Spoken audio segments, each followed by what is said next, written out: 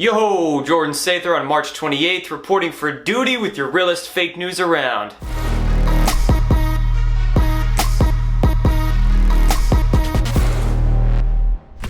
Alright guys, so we're gonna hop through a few subjects in this one. First I want to discuss a couple articles about red pilling, waking up. Check this article out by Fox News yesterday. I love the headline of this one. It was an opinion piece by this guy John Stossel.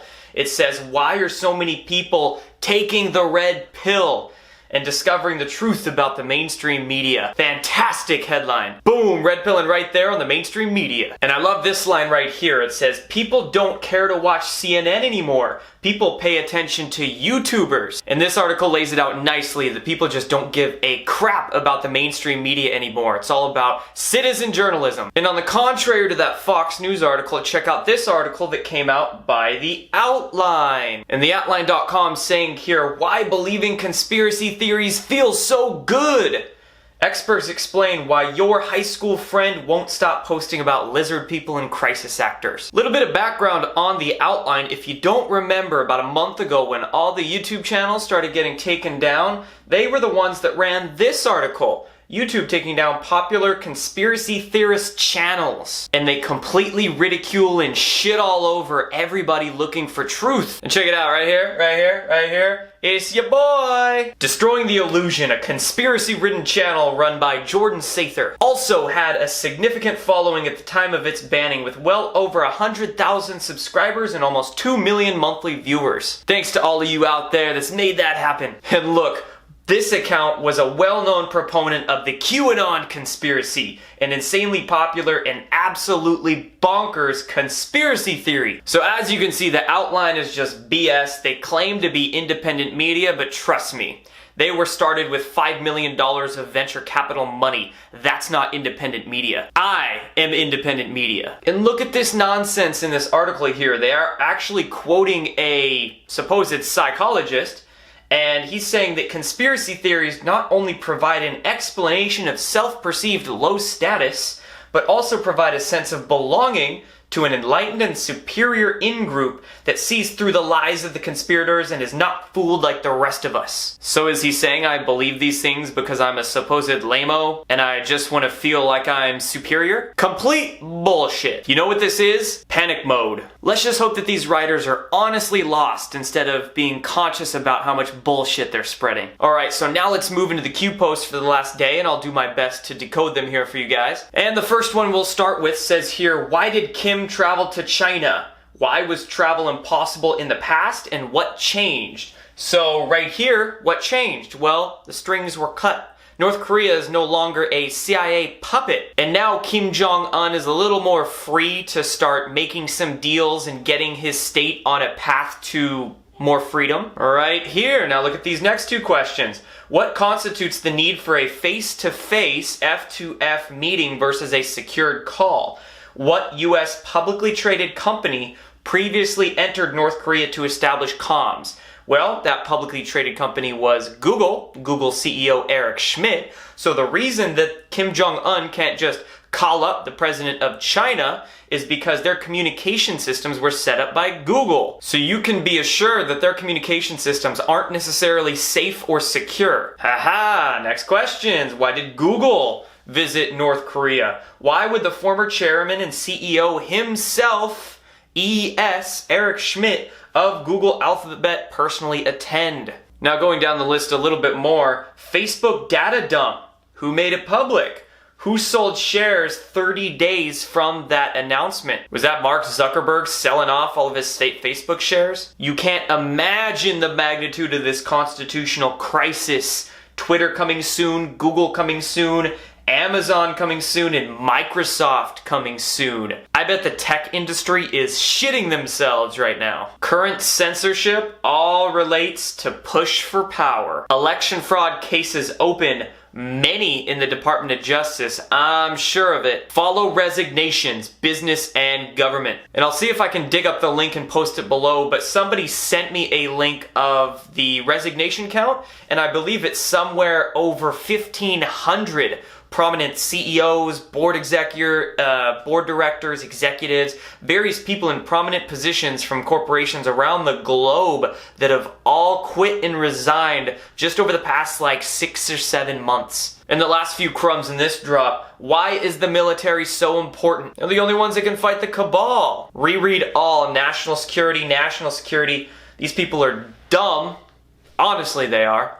The art of the deal, tidal wave incoming, buckle up. A little bit of cheerleading here with this next one, but it's always good now and again. Stay strong, stay together, we stand with you. Offline for a reason. Enjoy the show. And then the next one, what does the house cleaning represent? We always knew. The house cleaning simply means cleaning the White House out, cleaning the DOJ and the other 3-letter agencies out. Cleaning all that nastiness, all those tentacles out from these institutions. And they always knew that the infiltration of corruption ran that deep. What does North Korea represent? Well, North Korea was the boogeyman, right? The boogeyman that the deep state or the cabal always has to use to keep the public in fear. They've used North Korea, they've used terrorists, they've used third world countries. They always have their boogeyman for their problem reaction solution campaigns. But look at this, poof, strings are cut. Boogeyman is freed. And then this one right here is crucial. Many will be buried before exposed, them or self. And by that, I think they mean that a lot of these deep state perpetrators are gonna end up dead before they can even be exposed, whether they just off themselves because they know there's no way out, or whether they start killing some of their own group members or family members because they don't want to be outed, they don't want to be ratted out, right? And then this one, FF/distractions, false flags. It's been done for decades, folks. Just look into Operation Northwoods. That's some CIA evidence, public evidence right there that false flags have been planned by factions of our government to bring forth specific agendas. And that's exactly what we're seeing happen with many of these terrorist attacks, mass shootings, and all these other mysterious incidents that happen that blow up in the mainstream media. Ooh, look at this one right here. Who else was at that meeting in China? Live from China. I know some people are speculating that that might have even been Secretary of Defense James Mattis. Which, that would be interesting now, wouldn't it? Hoorah! This next one right here is obvious, but it's worth repeating. Granted, I hope repeating this doesn't get me banned or demonetized. But Parkland is a distraction. Parkland was specifically organized and designed to distract, test.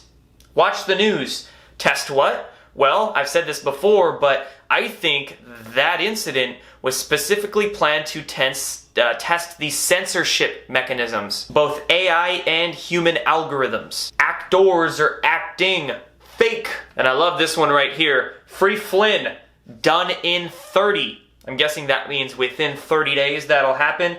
House cleaning, White House secured, final stage. And then the very last Q drop in this one, he just simply posts a picture of the president's tweets, noting the subject matter, talking about Kim Jong-un and North Korea, talking about denuclearization, and talking about the Second Amendment being safe. And then Q says, notice any similarities? We are talking to you. So all that basically means is that the exact same subject matter that Q was talking about was later retweeted by the president just a few hours later, confirming that the president is connected to some alliance groups on the inside. Now let's quickly move through the rest of the articles that I want to share with you guys. This one from the conservativetreehouse.com saying that FBI Director Christopher Wray is assigning an additional 27 staff to expedite Chairman Bob Goodlatte's subpoena. Great news, I'm waiting for that IG report to come out. And on that note, speaking of Bob Goodlatte, I found this interesting post by an Anon on 8chan. It says, Goodlatte let it slip on Hannity's radio show that there is a grand jury impaneled. Couple that with the fact that Sessions let it slip the other week that there is a special prosecutor. So let's do the math. Special prosecutor plus grand jury equals indictments. It's coming, guys. Be patient. And now I want to discuss that story breaking over the past couple days about the company Nexium and their co-founder being arrested and charged with sex trafficking. And right here I found this article. I'm not too sure if it is true or not, but it looks to be legitimate. and it's saying the FBI raided the Nexium president's house as Rainier appears in federal court. And Keith Rainier is that co-founder and leader of Nexium, and he'll remain in federal custody and be returned to New York later this week to face those charges of trafficking. He was arrested on Sunday in Mexico, Puerto Vallarta, and he was taken back to Fort Worth, Texas. And this is a big arrest. A lot of people are beginning to notice the prominent connections that this organization Nexium has to various people in politics and in other circles. And speaking of the political connections, I found this article by the New York Post that came out last night. Gillibrand, the New York senator that replaced Hillary Clinton's spot. Gillibrand rival slams her father's ties to alleged sex slave cult. And I'm going to read this. Senator Kirsten Gillibrand must come clean about her family's connection to Nexium, her Republican rival said. GOP senatorial candidate Shel Farley noted that Gillibrand's father, Doug Rutnick, was once a lobbyist for Nexium and its founder, Keith Rainier. And this next sentence lays it out beautifully. For Kirsten Gillibrand, the self-proclaimed #MeToo senator, to claim ignorance about a notorious sex slave cult in her own backyard is simply hard to believe. And let's be real, if she's good friends with Hillary Clinton, I mean, you see what I'm saying? That was just not tough to understand. Now let's talk about Corey Feldman. So, you know Corey Feldman, the child actor from Hollywood a couple decades ago who's come out recently saying that Hollywood is full of pedophiles and whatnot. Yesterday, he claimed that he was stabbed in the stomach. So he posted a couple pictures here, this one of them, on his Twitter page where he was saying that he was in Hollywood and somebody jumped out of a car real fast, shanked him with some unknown object, and then ran away. To which Corey then went into the ER, the hospital, and posted these pictures and tweeted about it. But then I found this article and some other people speculating that maybe he wasn't actually stabbed and he was making it all up for whether it was publicity or drama or sympathy for people to help him with his work. Whatever the case is, I don't know. But I will say this, either of those scenarios wouldn't necessarily surprise me. Maybe Corey Feldman is completely real and somebody from Hollywood just wanted to silence him, so they hired a guy to go and do this. Wouldn't surprise me. But it also wouldn't surprise me if he was some kind of controlled opposition. I've seen some people make some pretty good speculations and cases that may be true. But whatever the case is, I hope he's not hurt. But whatever the case is, I hope the best for Corey Feldman. I hope he does recover soon if he was in fact stabbed, and I wish him the best if he is in fact exposing the deep state. Now right here, look at this one from Kim.com. And now let's talk about Seth Rich. And to get into that topic, I want to bring up this tweet by Kim.com. Kim.com was tweeting about private investigator Real Matt Couch. I follow him on Twitter. If you don't, go do it. He is a great reporter on the Seth Rich case. But he's saying that Matt Couch has built an investigative team, raised funding from Americans who care about Seth Rich, and is currently in Washington, D.C. to investigate Seth Rich's murder. But today he got served with a lawsuit by Aaron Rich, Seth Rich's brother, to stop him. Why? What's wrong with Answers? And that's a good question. What is wrong with the Answers? Why would one of Seth Rich's own family members be suing to stop the truth from coming out about Seth Rich's murder? But let's look at this from a new perspective. Imagine Matt Couch does get sued and this does go to court. What's going to happen? An investigation. Some kind of discovery. So, I wonder what this is really about, right? And now another really crucial topic that Kim.com was also reporting on today, and that is Julian Assange. Julian Assange had his internet connection cut following an agreement breach. And luckily, due to the publicity, some people quickly rushed to the Ecuadorian embassy and started protesting. This is great for Julian Assange's safety, and you can only guess that this is another example of panic mode. The Hill reporting right here, Trump's Trump's lawyer discussed idea of him pardoning Flynn and Manafort. Hey, that would be some great news, wouldn't it? Thumbs up if you believe General Flynn should be pardoned. Next, this is just in, check it out. Netflix names Ambassador Susan Rice to their board of directors. Susan Rice? Netflix? I think the only thing we can be sure about with this one is that I think a few people might be canceling their Netflix accounts. And I'm actually really interested in this because in watching some of the content that's been put out on Netflix in recent, few months, last year or two, there's been quite a lot of disclosure just put out in the shows and movies that are on Netflix. I mean, all kinds of different concepts and even a lot of the documentaries that they put out on Netflix. It's like, man, here's the truth, guys. So my question is that gonna stop? Or is that some kind of like false flag disclosure BS that Netflix has been putting out, I don't know, but I'm definitely gonna be watching what kind of content Netflix continues to put out, and we'll see how long she lasts on their board of directors. Because I think an indictment might be up pretty soon. Oh man, my camera died. Alright guys, so last thing I wanted to share with you guys in this one is this article that was picked up by Newsweek and circulated around the mainstream a little bit in the past day. It says, FAA audio, perplexed pilots report UFO sighting above New Mexico and the Arizona desert. So what had happened is that multiple pilots in a Learjet, an Airbus, and American Airlines flight, it's saying here, all reported anomalous shiny objects up when they were flying at the end of February here. And basically what this article is saying is that these pilots just didn't know what they saw. They have no real clue. They don't think it was balloons or anything like that. So it's basically just saying, is it a UFO?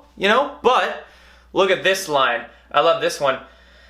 The wider region is home to dozens of ufologist theories, including the 1947 crash of a U.S. Army Air Force balloon in Roswell, New Mexico, that many conspiracy theorists believe was an alien spacecraft. So here's the thing, guys. I want to talk about this for a minute. UFO disclosure and the disclosure of secret space programs and the associated technologies and those concepts are crucial, pivotal. Just as important as the disclosures of the pharmaceutical industry and the trafficking and everything else that's going on. I mean, it's all connected, right? But here's the thing. There's been so much mis and disinformation put out about these topics for decades that so many people are confused by it.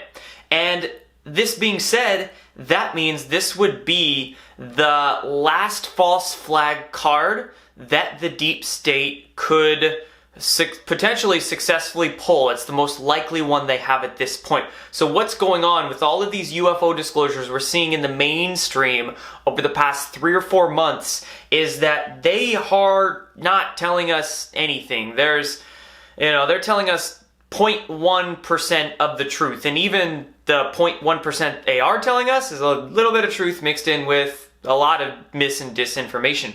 So this is why I talk about this subject so much, and this is why I'm doing webinars on this topic, is because it's extremely important to get the full picture, as much information as we can about these technologies and this subject and the UFO issue and all of that, because we can't be duped. We don't want to be duped by a false flag or a partial disclosure or something to that effect. So I'm going to bring you guys as much information I can about this subject so you guys can be mentally prepared and look through all of this BS and understand disclosure of these technologies, of this understanding. It will completely